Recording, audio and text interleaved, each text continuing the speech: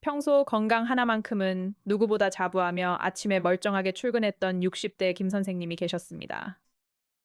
그런데 회사에 도착하자마자 갑작스러운 어지러움과 함께 그 자리에서 쓰러져 응급실로 실려가셨죠. 정밀 검사 결과는 충격적이게도 신장의 여과 기능이 고작 5%도 남지 않았다는 진단이었습니다.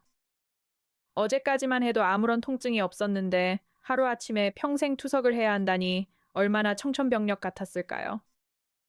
특별히 아픈 곳도 없었고 그저 남들처럼 지냈을 뿐인데 왜 이런 비극이 예고도 없이 찾아온 걸까요? 김 선생님처럼 내 몸속 장기가 서서히 망가지는 것을 전혀 모르고 방치하는 분들이 정말 많습니다. 만약 여러분도 아침에 일어났을 때 눈주위나 손발이 붓는 느낌을 자주 받으셨다면 주목하셔야 합니다. 그저 어제 조금 짜게 먹어서 생긴 일시적인 증상이라고 생각하며 가볍게 넘기고 계시지는 않나요? 우리가 무심코 지나친 그 작은 붓기가 사실은 신장이 보내는 마지막 구조 신호일 수도 있습니다. 더욱 무서운 사실은 신장의 기능이 무려 80% 이상 사라질 때까지 몸은 아무런 통증을 느끼지 못한다는 점입니다. 이렇게 조용히 우리를 위협하기 때문에 의학계에서는 신장을 가리켜 침묵의 장기라고 부릅니다. 한번 손상되어 굳어버린 콩팥은 안타깝게도 현대의학으로 다시 원래대로 되돌리거나 재생할 수 없습니다. 그렇다면 지금 내 몸속의 청정 필터는 과연 안전한 상태인지 확인해보고 싶지 않으신가요?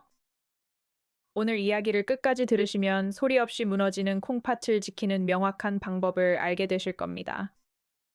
나도 모르는 사이에 내 등을 공격하는 위험 요소를 차단하고 건강한 노후를 준비해 보시기 바랍니다. 그렇다면 김 선생님의 콩팥을 하루아침에 멈추게 만든 진짜 주범은 과연 무엇이었을까요? 놀랍게도 그것은 독한 약이나 술이 아니라 건강을 위해 매일 밥상에 올렸던 평범한 음식들이었습니다. 우리가 입맛이 없을 때 즐겨 찾는 짭짤하고 고소한 찌개와 기름진 반찬들이 신장을 공격하고 있었습니다. 특히 한국인들은 세계보건기구가 권장하는 하루 소금 섭취량의 무려 3배에 달하는 염분을 먹고 있습니다. 나는 평소에 음식을 싱겁게 먹어서 괜찮아 라고 자신하시는 분들도 안심할 수 없는 이유가 있습니다. 우리나라 음식은 대개 뜨겁게 조리되기 때문에 미각이 짠맛을 제대로 감지하지 못하는 반전이 숨어 있습니다. 설렁탕이나 곰탕에 소금을 한 숟가락 가득 넣어도 국물이 뜨거울 때는 전혀 짜게 느껴지지 않으셨을 겁니다. 겉으로는 전혀 짜지 않은 것 같지만 실제로는 내 몸이 감당하기 힘들 정도의 소금을 들이켜고 있는 셈이죠. 이렇게 과도하게 들어온 염분은 극심한 갈증을 유발하여 우리 몸이 자꾸만 물을 찾게 만듭니다. 체내의 염분과 수분이 한꺼번에 쌓이면 혈액의 양이 급격히 늘어나면서 혈관의 압력이 치솟게 됩니다. 높아진 혈압은 신장 속의 미세한 모세혈관 뭉치인 사구체에 엄청난 과부하를 주기 시작합니다. 지속적인 고혈압으로 인해 미세한 필터 구멍들이 굳어지고 파괴되면 결국 신장은 여과 기능을 잃게 됩니다. 반대로 신장 기능이 떨어지면 혈압 조절이 안 되어 고혈압 환자의 80%가 신장 질환을 동반하게 됩니다. 이처럼 혈압과 신장은 서로를 파괴하는 악순환의 고리를 가지고 있는데 여러분의 혈압은 안전하신가요? 더욱 경악할 만한 사실은 콩팥을 망치는 가장 큰 원인 1위가 다름 아닌 당뇨병이라는 점입니다. 혈액 속에 당분이 가득 차 끈적해지면 대사 과정에서 발생한 각종 독소와 노폐물들이 혈관에 쌓여 굳어지기 쉽습니다. 이 끈적한 피가 밤낮 없이 사구체 모세혈관을 통과하면서 미세한 필터망을 딱딱하게 만들고 기능을 떨어뜨립니다. 결국 노폐물을 걸러내지 못한 몸 속에는 요독이라는 독소가 쌓여 전신을 공격하는 위기 상황을 맞이하게 되죠. 그렇다면 내가 챙겨 먹은 영양 가득한 잡곡밥과 신선한 채소들은 왜 신장 기능이 낮은 분들께 부담을 줄까요? 일반인에게는 좋은 건강식이지만 신장의 배설 기능이 떨어진 분들에게는 심장에 부담을 주는 물질이 들어 있습니다. 그 물질은 바로 채소와 과일의 풍부한 칼륨인데 건강한 사람과 달리 신장 기능이 낮으면 배출이 어렵습니다. 몸속에 빠져나가지 못한 칼륨이 쌓여 혈중 농도가 높아지면 심장 근육의 수축과 이완에 무리를 줄 수 있습니다. 아무런 예고도 없이 갑자기 심장이 불규칙하게 뛰는 부정맥이 발생하거나 심한 위험 상황으로 이어질 수 있습니다. 실제로 병원에서는 신장 수치가 낮은 환자들에게 과일 주스 두 잔을 무심코 마시는 것도 위험할 수 있다고 경고합니다. 우리가 몸에 좋다고 믿고 먹었던 토마토, 바나나, 시금치가 누군가에게는 부담을 줄 수 있다는 사실이 놀랍지 않으신가요?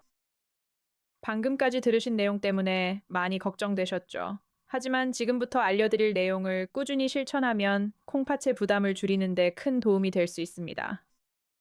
가장 먼저 우리가 매일 습관적으로 먹는 밥상부터 바꿔야 합니다. 콩팥을 살리는 첫 번째 핵심은 소금과의 거리두기입니다. 우리가 흔히 먹는 국물 요리는 사실 염분의 집합소입니다. 이제부터는 국물은 과감히 남기고 건더기 위주로 드시는 습관을 길러보세요. 국물을 다 마시지 않는 것만으로도 하루 염분 섭취량을 획기적으로 줄일 수 있다는 사실 알고 계셨나요? 두 번째는 칼륨 함량을 조절하는 채소 조리법입니다. 건강한 채소도 그냥 먹으면 칼륨 때문에 신장에 무리가 갈 수 있습니다. 채소를 드실 때는 반드시 물에 2시간 이상 충분히 담가두세요. 이렇게 하면 칼륨 성분이 물로 빠져나와 콩팥의 부담을 덜어줍니다. 그 다음에는 끓는 물에 살짝 데쳐서 드시는 것이 좋습니다. 데치기만 해도 채소 속 칼륨을 훨씬 더 많이 제거할 수 있거든요. 번거로우시다고요. 하지만 이 작은 수고가 여러분의 콩팥을 지키고 투석이라는 위기에서 벗어나는 생명줄이 될 수 있습니다. 세 번째는 잡곡밥에 대한 오해를 푸는 것입니다. 보통 잡곡밥이 몸에 좋다고 알고 계시지만 신장 기능이 떨어진 분들께는 다를 수 있습니다. 잡곡이나 현미에는 칼륨과 인이 많이 들어 있습니다. 신장 건강이 걱정되시는 분들은 흰쌀밥을 드시는 것이 오히려 콩팥에는 더 안전할 수 있습니다.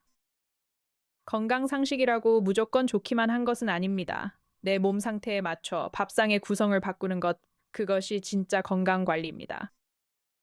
네 번째는 단백질 섭취량 조절입니다. 단백질은 우리 몸에 꼭 필요한 영양소지만 너무 많이 먹으면 콩팥이 처리하느라 녹초가 됩니다. 콩팥 기능이 저하된 분들에게 단백질을 과하게 섭취하는 것은 신장에 쉴 틈 없는 과부하를 거는 것과 같습니다. 그렇다면 적절한 단백질 양은 어느 정도일까요? 생선은 작은 것 한 토막 혹은 두부 반모 달걀 한 개 정도가 적당합니다. 질 좋은 단백질인 소고기, 살코기 공식도 한 끼에 50g 정도면 충분하며 양을 조절하는 것이 신장 부담 완화에 도움을 줄 수 있습니다. 여러분, 오늘 저녁 식사 메뉴부터 떠올려 보세요. 너무 짜거나 단백질이 과하지는 않았나요? 지금까지 알려드린 방법들 사실 어렵지 않습니다. 국물 조금 덜 마시고 채소는 데쳐 먹고 단백질 양을 조금 줄이는 것뿐입니다. 하지만 이 작은 실천이 모여서 10년, 20년 후 여러분의 콩팥 건강을 지켜주는 든든한 방패가 될 것입니다. 혹시 이렇게 하면 영양 결핍이 오지 않을까 걱정되시나요? 걱정하지 마세요. 우리 몸은 생각보다 적은 양으로도 충분히 에너지를 냅니다. 오히려 신장 기능에 맞춰 식단을 조절하는 것이 전신 건강을 관리하는 가장 효율적인 방법이라는 점을 기억하시기 바랍니다. 다음으로 정기 검진을 통해 내 신장 건강을 어떻게 추적 관찰해야 하는지 정말 중요한 마지막 이야기를 이어가겠습니다. 다시 앞서 말씀드린 60대 김 선생님의 이야기로 돌아가 볼까요? 하루아침에 투석 위기에 놓였던 그분은 지금 어떻게 지내고 계실까요? 절망적인 상황 속에서도 김 선생님은 낙담하는 대신 저희가 방금 안내해드린 식습관 조절법을 정말 악착같이 실천하셨습니다. 매일 마시던 뜨거운 국물을 멀리하고 모든 채소는 물에 담갔다가 데쳐 먹으며 밥상에 오르는 소금과 칼륨을 철저하게 줄였습니다. 좋아하던 잡곡밥 대신 흰쌀밥을 먹고 고기는 손바닥 반개 크기만큼만 알맞게 섭취하며 콩팥이 쉴 수 있는 시간을 주었지요. 그 결과 수개월 후 정기 검진에서 긍정적인 변화가 나타났습니다. 신장 수치가 급격히 떨어지지 않고 안정적으로 유지되는 데 도움을 받은 것입니다. 담당 의료진도 현재 상태를 격려해 주었으며 꾸준한 생활 습관 관리를 통해 한층 더 안정적인 노후를 기대할 수 있게 되었습니다. 김 선생님은 내 몸에 맞는 올바른 식사법을 조금만 더 일찍 알았더라면 좋았을 것이라며 가슴을 쓸어내리셨습니다.